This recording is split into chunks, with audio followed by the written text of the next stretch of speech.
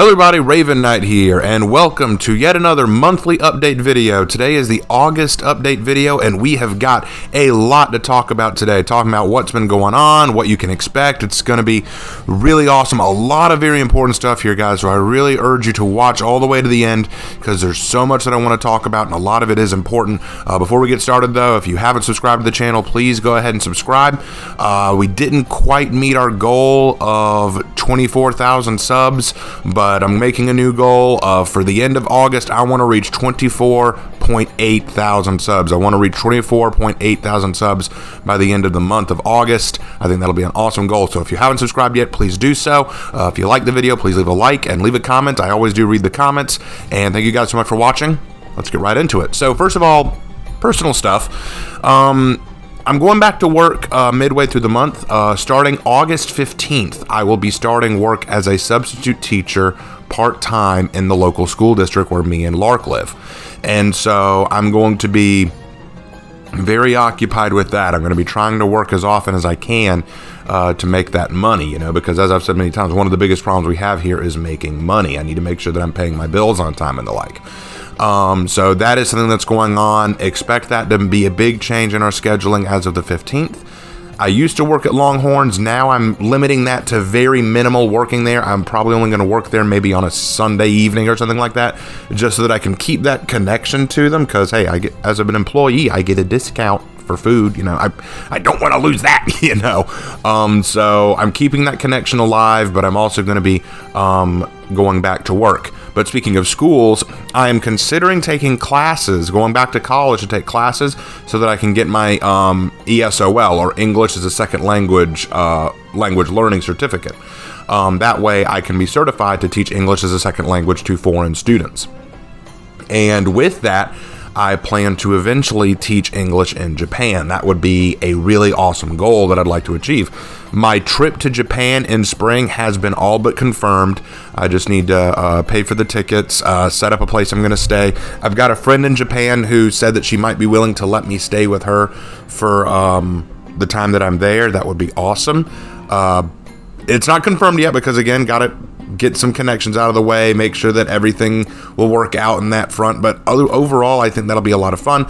And the last thing that I really want to say, personal-wise, is I found a gym in the area, a mixed martial arts gym, and I'm planning on joining it so that I can get back into fighting, get back into combat, because I think that'll be a great stress relief exercise.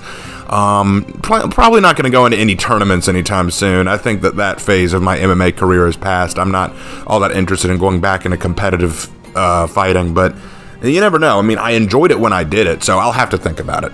Another thing that I want to say before I move on, and this is something that I feel I should reiterate, for those who do not know, I am a Christian, and I only say this because I feel like ever since I stated that openly in one of my live streams, I've been starting to get a little bit of hate for that. I've seen a couple people make snide comments or Discord messages toward me, making snide comments or inappropriate comments about my faith. And let me be very clear. I'm not apologizing for being Christian. I'm sorry that upset some people. I try to be very fair and open-minded on this platform and in my videos. I try not to drag that into everything I do, but please be understanding of me as I'm understanding of you. All right, so let's move on. Before I get into the rest of the stuff, just a quick shout out to my friends Hannah and Jay, who both have been releasing some awesome art lately. Jay made some fantastic art of Lark for his birthday on the 25th, drawing him an official Leggett Lark avatar, which looks a lot like a Centurion, because that's kind of, Leggett, Roman army thing. And Hannah gave him her own birthday gift of a female Leggett Lark. It's both are really awesome, really love those. But other than that, they've also been doing some other fantastic work. You can check out Jay and Hannah both on Instagram.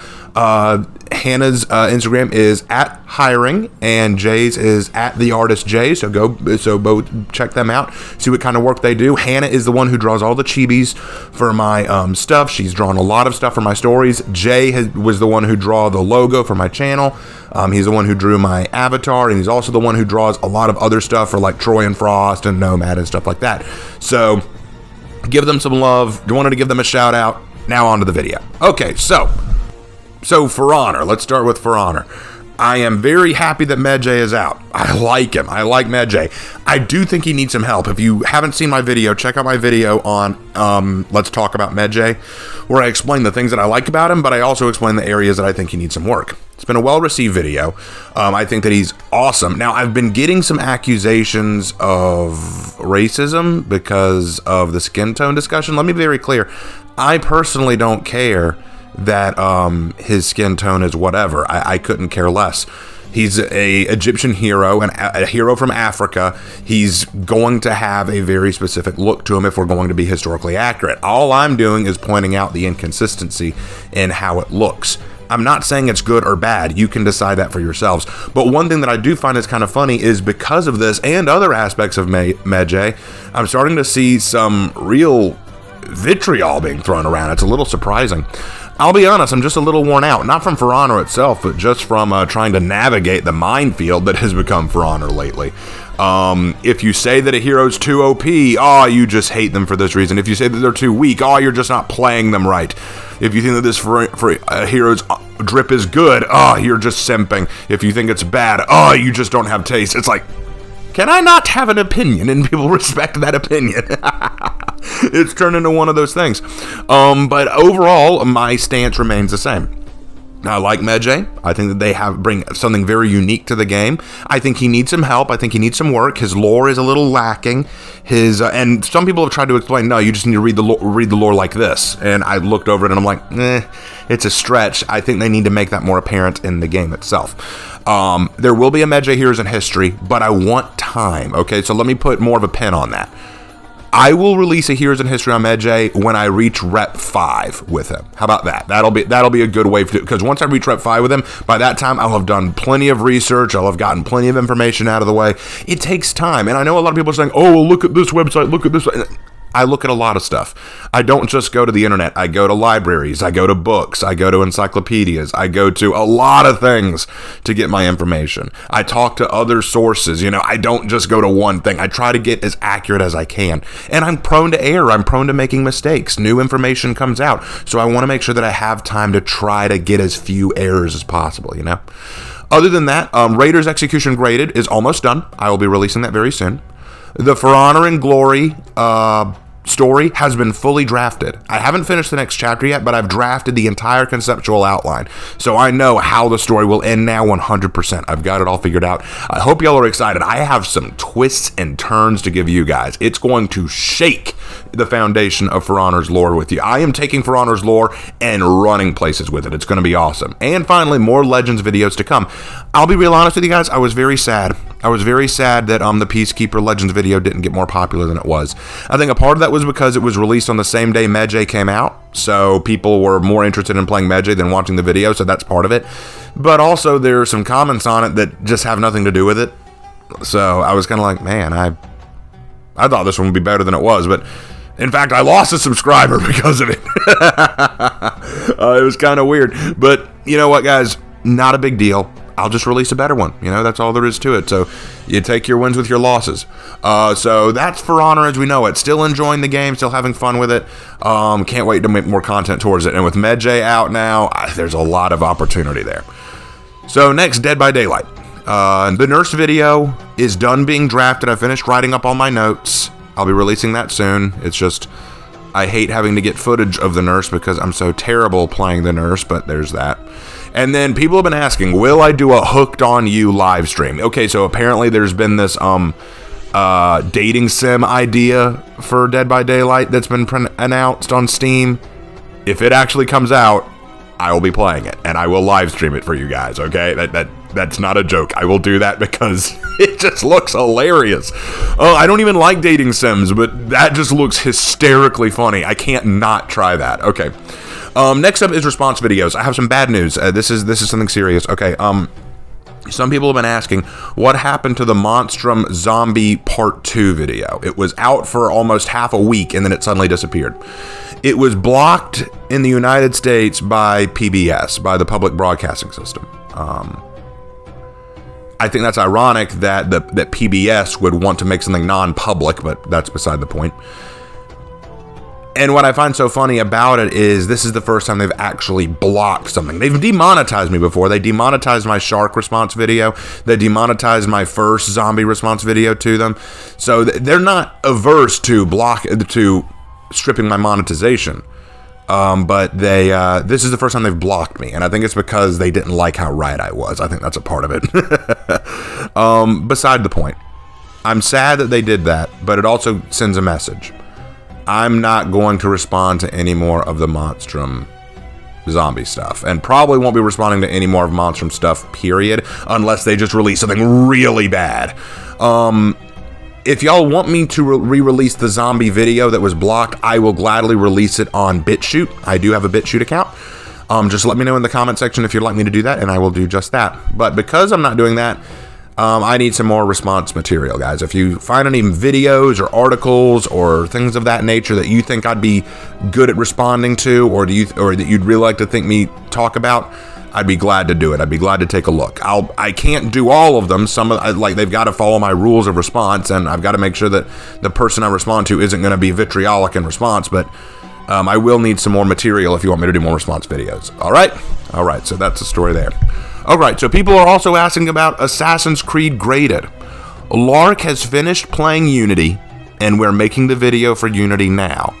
However, because Medjay is out, and we're going to be doing a lot of him, we're going to be doing a lot of Medjay, we're going to be taking a short break from the Assassin's Creed Ranked before we get into Syndicate. We've got Syndicate downloaded. I've already started up the game. I've gotten the first few missions done, but we're going to take a short break from Syndicate just so that we can get some more stuff out for Medjay, and then we'll come right back to it, okay? But Unity is on its way. And here's another question that people have been asking. I do a series called Rainbow Six Cringe, which is whenever Rainbow Six releases a new update or new operator or new thing, I make a video talking about what's good or bad about them from a storytelling perspective. And usually they're pretty bad. That's why it's called Rainbow Six Cringe. But people have been asking, could I possibly do a Rainbow Six Wins, where I talk about operators that I think are good, or talk about the operators that I enjoy? I personally wouldn't mind doing this. The reason I haven't done it is because I don't like Rainbow Six Siege that much. I'm very, very bad at it. And sometimes I just live stream myself playing Rainbow Six Siege so you can see me do bad at it. But I wouldn't mind talking about the operators that I enjoy. I wouldn't mind that. If y'all would like me to do that, let me know in the comment section. I'd be very interested to know if that's something y'all would like. And speaking of audience recommendations, ever since I released my video on Naja Aldmera, my own original Lost Primarch, I've been asked, would I do more Warhammer content? I mean, after all, For Honor and Glory is the story of For Honor meeting Warhammer 40k. One of my favorite audiobooks that I listen to is the Caiaphas Cain series, which is Warhammer 40k. My brother, Lark, is an avid player of Warhammer Total War. Should I maybe make some Warhammer content? Is that something y'all would like to do? Is that something you'd like me to try? If so, what would you like me to talk about specifically? Would you like more information about Naja and her Basilisk Legion? Would you like to know my thoughts on the different Chaos Gods? Would you like my thoughts on the Warhammer Fantasy versus 40k? Like, what would you like to hear me talk about in terms of Warhammer? And maybe we can see what we can do there. But I'd like your thoughts first. But it's not something I'm averse to. I'd enjoy it. Okay, so with that out of the way, let's get down to writing. So I've recently been doing a series called Story Sharing Series. It's like basically where I talk about stories that I've written or have planned and talk about basically what they are, what inspired them. That's really fun. I really love diving down memory lane and looking back at my old stories and ideas. I think that that's been very enjoyable. I'd love to do more of those. So expect more of those in the future. Revenant King is back from the dead. If you don't remember, Revenant King is a story about a modern day Dracula kind of thing. And I had put it aside for a while because I wasn't sure what to do with it, but now I'm reworking it, and I think it'll come out a lot better now, so that's coming back. Death's Diary is on a brief hiatus. I need to really meditate on that one a bit longer. I have an idea what I want to do with the next entry, but I got to think about it. And Troy and Frost will be updated again soon. I'm ready to read the next chapter to you guys, if y'all are ready to hear it. And finally, Raven's Writing Room is to release a new episode soon. I'll be talking about how to start a story. And this episode will deal with both how to establish and develop an idea for a story, as well as how to open up the story. And we'll do more of that stuff in the future. But that's pretty much all that there is to the writing world right now. I'm doing some more writing to the side, like Hannah and I are working on some projects. Jay and I are working on some projects. In fact, we're working on the next Nomad chapter currently, and I will be releasing that chapter very soon on my DeviantArt page, which will be awesome. So lots of writing stuff going on there. I still love writing. I do it on the side when I'm not making videos, so there you go. But that about wraps everything up. But before we go, let's do what I've been trying to do in all my update videos and answer a question of the day. I get questions all the time, and some of them I get repeated over and over to me. So I figured today I would answer one of those questions that I get asked a lot. Here's one that I get asked in almost every single For Honor video that I do. Why do I care so much about history and warfare? And in terms of For Honor, quite often the argument is it's a game that has nothing to do with realism or history. It's all fantasy. It's all make-believe. Why do you care about it? And then that leads into the question of why would you study history in the first place? I've heard this before. Literally, when I was in school and I was taking several history courses, including my Asian history classes, the question came up. Why would you want to study history? It's just a bunch of dead people. Here's the reason why. Because history is the story of how we came to be where we are. I find history endlessly interesting. Learning about where we came from, about what our ancestors did to survive. And here's the thing.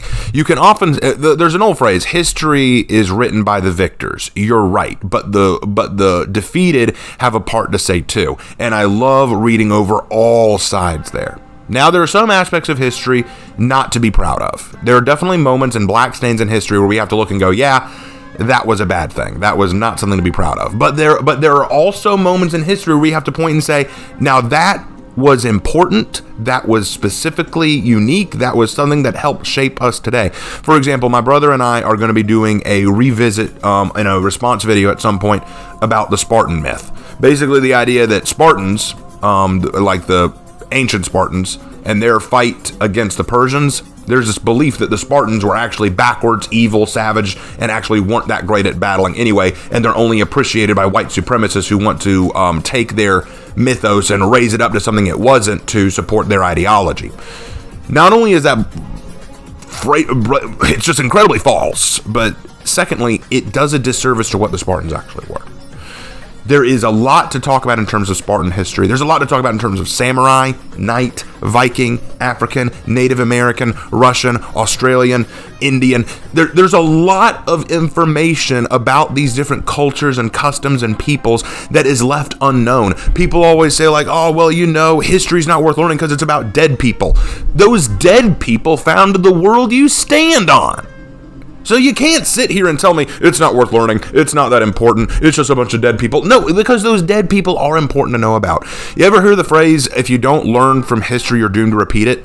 There was a guy in one of my videos, he said, that's just a phrase said by armchair historians to justify their hobby of studying history. Lark had the best response I've ever heard to this guy, and Lark said, if that's genuinely your position on studying history, if your position on that phrase is just that it's an excuse, never, ever teach a history class, because it's clear you don't care about history. The reason we have that phrase, that those who don't learn from history are doomed to repeat it, the reason we have that phrase is because history repeats itself. The cycle of history repeats itself over and over and over again. And if we don't learn from the mistakes of our past and learn about the victories of our past, we will never know what to avoid and what to exemplify. For example, slavery is something we don't want to repeat, right? It's a bad thing. We learn from that mistake in history so we don't repeat it in the future. But standing up to evil, standing up to Hitler, standing up to invasive forces, standing up to that stuff, that's a good thing. We learn from that. We learn how to best do it. We learn the reasons why we do it, why those things are bad. This is why people study history. Now, why do I study warfare? Because I've always loved the idea of standing up for something greater than yourself. I am a warrior at heart. I learned about my ancestors who were knights of the Hospitaller and Teutonic Order, like warriors of history who were incredibly valiant and brave and stood up for something greater than themselves, protected the innocent. And I'm sure that not all of them did that. I'm sure that that's an overgeneralization to some degree. But to me, when I see warfare, when I learn about history of war and fighting, I see two sides fighting for something that they genuinely believe in. Some obviously better than others, but the way they fight, the reasons for which they fight. Because one thing that I find very interesting is you can study warfare, particularly like take World War II, for example. You can look at it and say, obviously the Nazis were bad and the Allies were good, for sure. But you could look at it from an individual level and see different members of the German army and different members of the American or British or French armies and see how each of these people thought, approach their problems, approach their strategies. You learn about what methods worked, what methods didn't work.